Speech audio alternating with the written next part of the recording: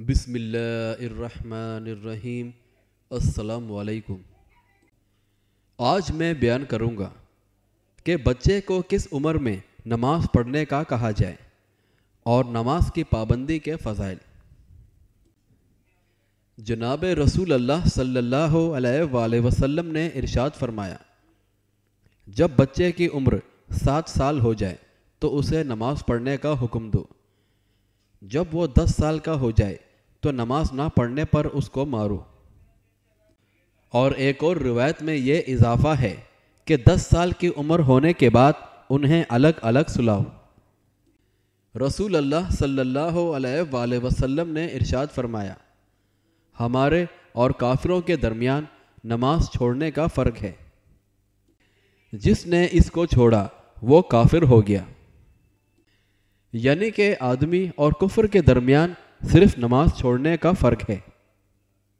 اور حدیث پاک میں آیا ہے کہ جس شخص نے فرض نمازوں کو اہتمام سے ادا کیا، اللہ تعالیٰ اس کو 5 انعامات سے نوازیں گے۔ روزی کی تنگی اور قبر کے عذاب سے اس کو نجات عطا فرمائیں گے، اور اس کو نامہ اعمال دائیں ہاتھ میں عطا فرمائیں گے۔ بہرحال جو شخص نماز میں سستی کرتا ہے، اللہ تعالیٰ اس کو 15 طرح سے عذاب دیں گے، 5 طرح سے دنیا میں، اور 3 طرح سے موت کے وقت، اور 3 طرح سے قبر میں، اور 3 طرح سے قبر سے نکلتے وقت۔ دنیا کے 5 عذاب یہ ہیں۔ نمبر 1، اس کی زندگی سے برکت چھین لی جاتی ہے۔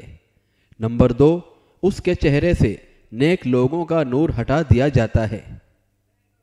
نمبر 3، وہ جو چاہے عمل کرے، کسی عمل پر اس کو اللہ تعالیٰ اجر و ثواب نہیں دیں گے۔ نمبر 4، اس کی دعا قبول نہیں ہوتی۔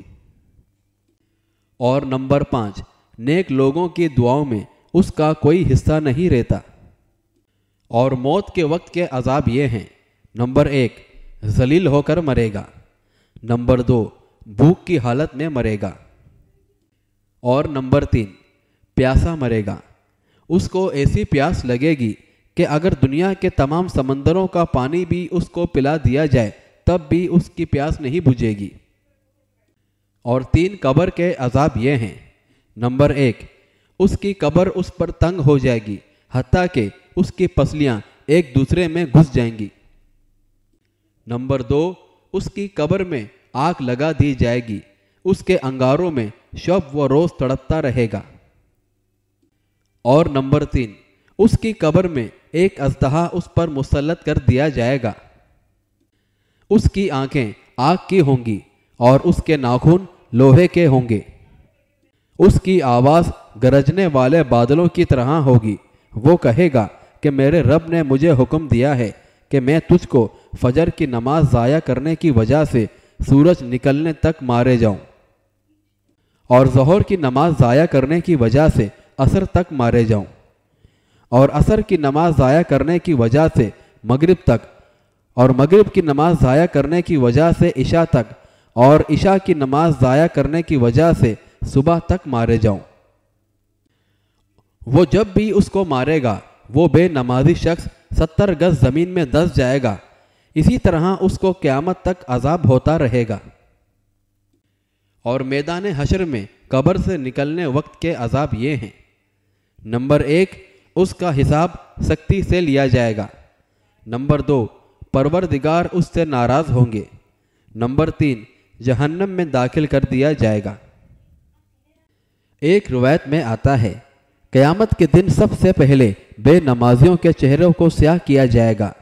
جہنم میں ایک وادی ہے جس کو المحلم کہا جاتا ہے، اس میں سانپ ہے۔ ہر سانپ اونٹ کی گردن کی طرح موٹا ہے۔